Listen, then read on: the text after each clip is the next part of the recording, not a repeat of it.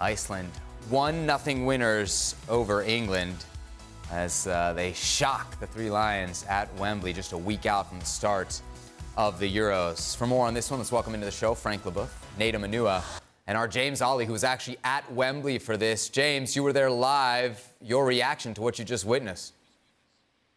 Yeah, not the send-off that England had planned. This place was full, 81,000 here tonight, expecting to see a sort of rousing performance from the tournament favourites. For many people, England are the favourites going to Germany this summer. And we saw a team have one shot on target against a side ranked 72nd in the world. So, look, I mean, there'll be a negative reaction to this, obviously. There'll be some concerns raised from particularly the way that England failed to break down a stubborn defence. It's the kind of challenge they're going to face in the group stages. They're playing three teams that are probably going to sit back, give them the ball and try and be difficult to break down. And, from that point of view, there were one or two concerns because, just regardless of personnel, Gareth Southgate always talks about wanting his team to have these patterns of play, these principles of play that they've tried to establish over the last 3, 4, 5 years.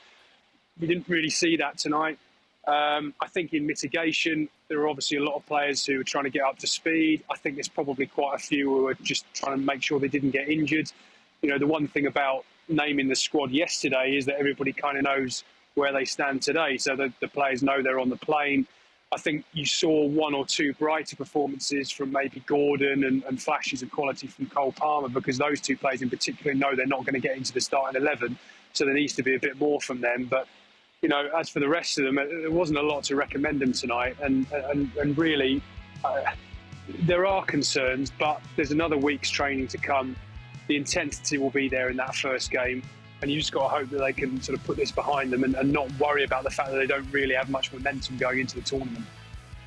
Nobody on this panel has played in more major international tournaments than Frank Leboeuf. Frank, I'm drawn to you next because we're obviously going to make a very big deal out of this. How important is the result, is the performance for England a week out? It's always bad when you lose, and psychologically it's not very good. The pressure is going to be on them, of course, but it doesn't mean anything. I mean, the best example in my experience was with France '98, where we had an awful pre-tournament games, and I think we drew against Finland away from home, 0-0 or 1-1, and the expectation was very low because of our performances before the tournament, and the tournament started. And we made it, and the atmosphere was different, the pressure was different, and we were ready for it. So yeah, it's better to win games, but it doesn't mean that you're going to win the tournament. And yes, it's not because you're going to lose that you're going to be bad at the tournament. So it's not encouraging for the fans. It's worrying, but don't get any conclusion from there because the tournament would be different. Nedum, what'd you make of what you saw from England today? I think what James was saying, what Frank's saying, I think it's fair. I think the England side themselves, they did look like a team who knew the players knew they were going to be, say, involved for the coming month. One or two players maybe not at their absolute best. Looking at the likes of Foden, who didn't have his best day today, but then they're obviously missing a Jude Bellingham as well. And I think for me, I perceive that to be a good wake-up call for them, because even though the result itself doesn't really matter, the fact is, for those guys, they've got so much personal pride, and the management and the coaching staff as well, that they'll have to think about this. I think if they maybe would have just won this game comfortably, then perhaps it's a different sort of feeling as they enter this next week. But I think these guys will be driven. They'll understand that little tweaks that need to be made. They'll understand sort of the mentality that they'll need to have going forward. And I think Iceland posed them a test, which they will experience again in this tournament. It's not to say that they'll have as much possession as say they had today, but they'll come up against sides who tactically will be as good as them, and they will be able to have moments against them. And I think for them to sort of suffer for a little bit during the game, I think that will be good for them. Obviously, losing at home is disappointing, especially, when people in England think about Iceland, they think about the 2016 knockout. But, ultimately, I think that most of the players that the manager wanted seem to be available. They seem to be in good health. And, yeah, I guess for them, like everybody else, they're just itching for the tournament to get started. You buying that this England team can flip the switch based off what we saw today? In terms of attacking-wise, I believe so. I don't think Gordon will start. I don't think Palmer will start. I don't think Foden will start where he started in this game. So, yeah, I think... No Jude Bellingham today? No, exactly. Jude Bellingham, I think, will play in front of Declan Rice and probably Conor Gallagher. I mean, it'll be a different attacking lineup, no question. However, if I'm England, I'm a little worried by what I saw defensively. I mean, you saw the chance we just showed when the Icelandic player slipped. Mm-hmm. The back line was all over the shop. Now, listen, Trippier and Walker are very experienced, and I'm sure when the tournament starts, they'll show that. But I'm worried about the centre-back partnership. I mean, if we end up with Konsa, or England end up with Konsa and Gehi, I'm not so sure they're ready for that. John Stones, as I said, he's been injured most of the season. He's been in and out. You've got to wonder whether he's back. Luke Shaw, is he going to be fit? Is Lewis Dunk going to come in? Lewis Dunk's not had a great season either. And for England has been pretty average, I would say, most of the time he's played. So going forward as an attacking force, I don't think this particularly matters, this game. However, from a defensive point of view, I think Gareth Southgate's got to be worried. And James, to Stevie's point, on top of all that, you got John Stones going down today. That could be massive for this team, couldn't it? Yeah, I mean, Southgate's speaking at the moment, actually, to the written press, but I think he's done a TV interview where he said they think he's okay. They took him off at half-time as a precaution. Obviously, we've shown the incident. They'll probably only know in the next 24, 48 hours whether he's done any sort of ligament damage. The initial noises are quite positive. Obviously, not having Harry Maguire fit makes that Stones potential injury even more of a problem. I mean, to Stevie's point about the defending, I mean, that is their first choice back four currently. That is the first back four that will play the first game because Luke Shaw isn't going to be fit. Best case, I think, is he's going to be able to play maybe 20, 30 minutes in that second game. That's what they're currently thinking at the moment. So that is England's back four for the first game of the tournament. I think another thing is that this might make Gareth Southgate think about Conor Gallagher in the centre of midfield alongside Declan Rice. There's been a lot of clamour to play Mainu. He started again tonight. Or maybe someone with a bit more, maybe play 4-3-3 and play Foden and Bellingham as 2-8s and Rice as the sole pivot. I think you'll look at that tonight and think, yeah, that's us getting done on transition. That's us without the ball being a bit too open in midfield. Mainu's a fantastic player, but very young, does drift forward a lot.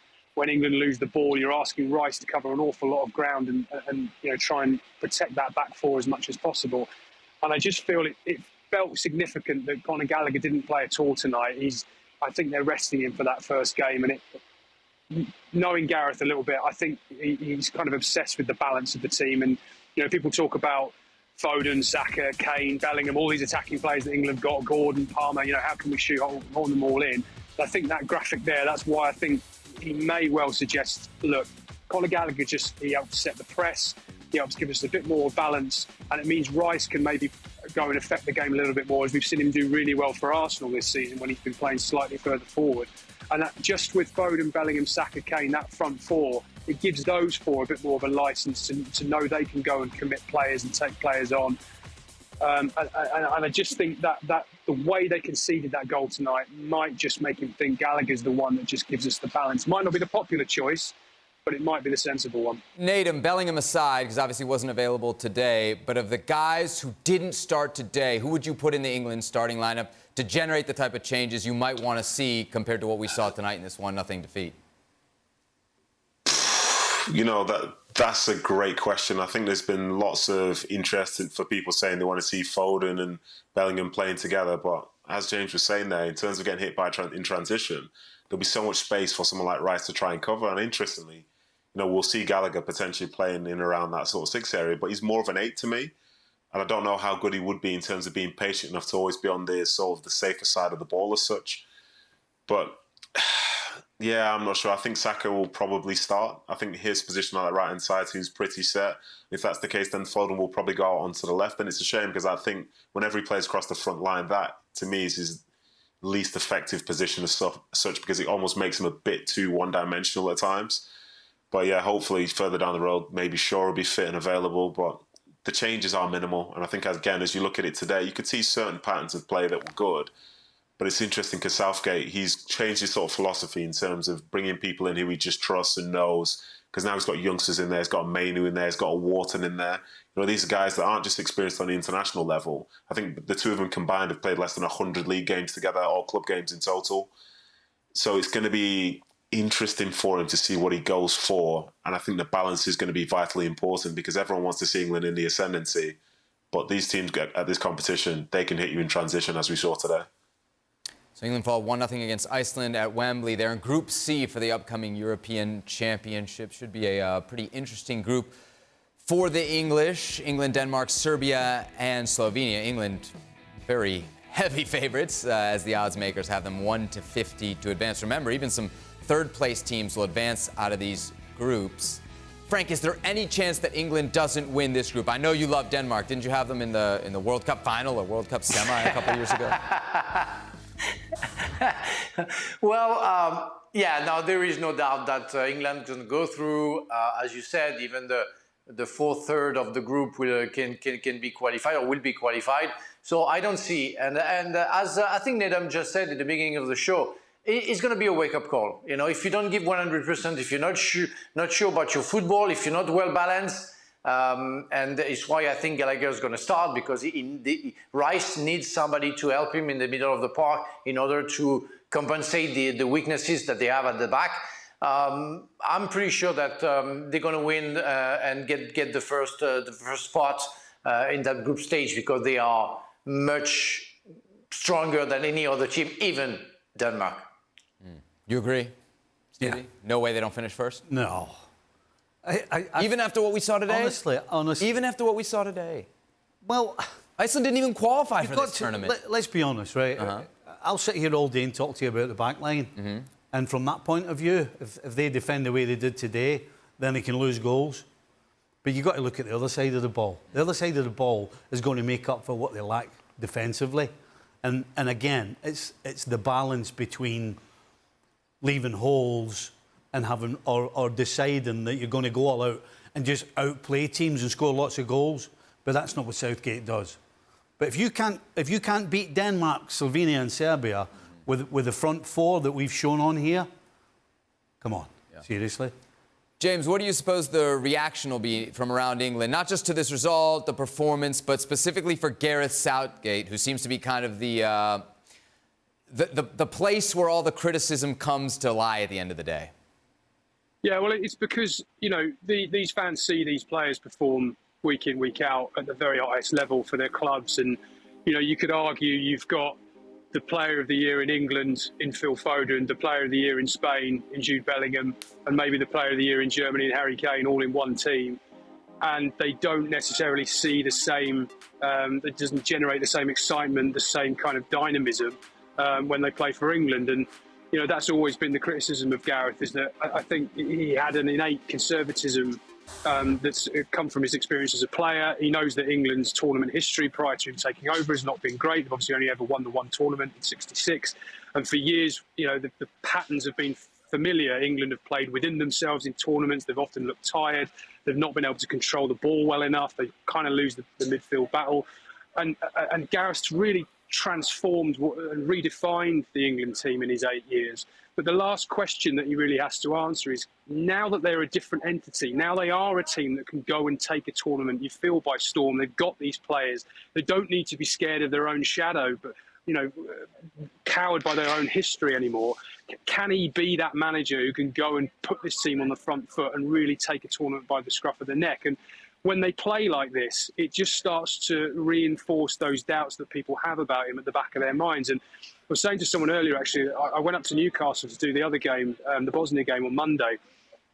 And England weren't great in the first half there either. And I think had that game not been in Newcastle, where I think there was a genuine warmth towards the team, they hadn't played in the city for 19 years, so there was a real desire to see England at St James's Park. But I think had that game been played at Wembley, or perhaps somewhere in the country where they're a bit more accustomed to seeing England, I think they'd have been booed then as well. And they were booed off at half-time here. They were booed off at full-time here. And not with any great vigour, not with any great anger. For balance, there were quite a few who stayed and applauded them off as they sort of did a little lap of appreciation as a kind of goodbye before they head to Germany. But it just tells you there's still that undercurrent. And I think a lot of it is aimed towards Southgate because of what these players have done at club level consistently and how well they've performed and how exciting they look. So I got to wonder if this is going to change in the coming days. But the odds makers still have England as one of the top favorites for the European Championships. Nedum, what's your level of confidence right now in this England team as you look at some of the other favourites there? Well, you know, through my lifetime, I've seen them win lots and lots of things, Sebi, so my confidence is always very, very high. Historically successful nation when it comes down to football, but I think the odds makers, they always have this sort of bias towards England, and you can see it, as Stevie's been saying, with their attacking power and potential, it'd be very, very tough to just completely rule them out, not least of all when, say, for example, if we have the starting 11 that was up just before, you could bring on the likes of Cole Palmer and other players who've had real significant influence in their domestic seasons as well. So I am a believer in them. I think the performance and the result today as such isn't great as such. But, you know, I've seen them be a lot worse, and I've seen them at times almost carry a false sense of like confidence into tournaments as well. I think these guys are very, very driven. I think they know themselves that they're capable of winning this tournament, and they'll approach it as such. I think some of the little details that we saw today and in the game at Newcastle, they won't be doing that when they're playing against Denmark, when they're playing against Slovenia. You know, I think they're going to be a different side. I think they're going to approach it in a certain manner, and they're going to be ruthless. And I think that's one of the reasons why in recent tournaments they've managed to get to those later stages. And obviously they have fallen short, but, you know, at times it's just little moments. But I'm a believer in them. But I think the same can be said for France, Spain, and all those other teams that you mentioned before. James, are we to the point where the only way this can be a success for England is if they win it? It's a failure if they don't? Well, yeah, I mean, it does feel as though the bar is very, very high. I mean, obviously they lost the final in this stadium 3 years ago. They lost a very, very tight game to France in the quarterfinals of the Qatar World Cup. And again, going back to the point I made earlier about the sort of journey this team has been on under Gareth Southgate, you know, he's quite open about it. You know, he can't really talk to the players about anything less than winning tournaments because of how close they've got. You know, these players, and again, we talk about everything that they've won at club level. You know, you've got players in there who've won Champions League. Jude Bellingham won the Champions League last week. You've got treble winners in there. And when they've come so close, and the guys who played know far better than me, you can't really talk to players like that in any other terms than going to a tournament and trying to win it. That's what they expect. That's the aspiration they have.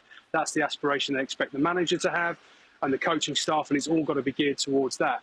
Look, I mean, there's a lot of debate around whether Gareth Southgate will stay on. I think the FA, barring an absolute catastrophe in Germany, would want him to stay on through to the 2026 World Cup. His contract is up in December. All parties are suggesting they're going to look at that after the finals. He nearly walked away after the Qatar World Cup. There is a bit of a feeling that maybe there'll be time for a change if England don't win the Euros this summer, that all parties may feel, OK, this has gone as far as it can. 8 years, fantastic achievement. He's equalled Bobby Robson, I think, tonight with 95 games in charge of England. So he's had a fantastic run and achieved an awful lot. But it does feel as though now, if England don't take that final step, I think if they don't at least get to the final, and I say that with the massive caveat that I know that all things being equal, they'll probably have to play France in the semi-final, and that's the one team that would worry me as an England supporter. I still would worry in a 90-minute game about France and think, yeah, they've just got the pedigree, they've been there, they've done it, they've got the players, they're not going to be fazed by England's attacking talent. And again, another game of fine margins could go against England. But I think if they can clear France and get to the final, then there's not a lot left to fear. You know who's smiling about James' fear of France? Sebi, None other than Frank Leboeuf. Go ahead, Frank. If I may, you know, I carefully listened to James, and I agree with him that Gareth Southgate has only one speech to make, and it's all about winning the competition. But what kind of speech do you think Didier Deschamps is doing to his player? What do you think Nagelsmann is doing, being the host? There is only one way to get the fans back, is to win the tournament. And it's going to be the same with Portugal, because Portugal, they have a fantastic team. So, yeah, I'm a believer too, like Nedum, that England can do it. But you have at least 4 teams who can do the same and can think the same way. So we cannot know before, you know, because you need to switch on the right time. You need, of course, a little bit of luck, and you need to believe a lot that you can do it. So, yeah, English people can believe they can do it, but again, you have maybe 4 or 5 other countries who believe the same. I wondered how long it would be before we got back to the stage of, well, they've got to at least the final, and then it's about time they won it. Because it feels as though we haven't been there for a little while. Mm-hmm. But it used to be the norm that every single time a tournament came along and England were in it, they're going to win it. It's got to be at least a final. But were any of those teams as good as this one? Aye. Well, some of these teams were better than this one. Overall. You know, we're looking at this team. We've just spoken about this team and said going forward they look great, but defensively there's question marks. There's been plenty of England teams before this have looked great going forward and have been solid defensively. I mean, think about Rio Ferdinand and Tony Nedum as a partnership. Yeah. And it was always, we've got to be in the final. And recently it feels as though it's been dead sensible and everybody's like, well, you know, we don't want to put too much in this. And they're making semi-finals and finals. All of a sudden, we've reached it again. We're only winning it is good enough. And you know what's happened previously? It's gone right down the drain. And that's what it feels like. That's what it feels like it's going to happen again.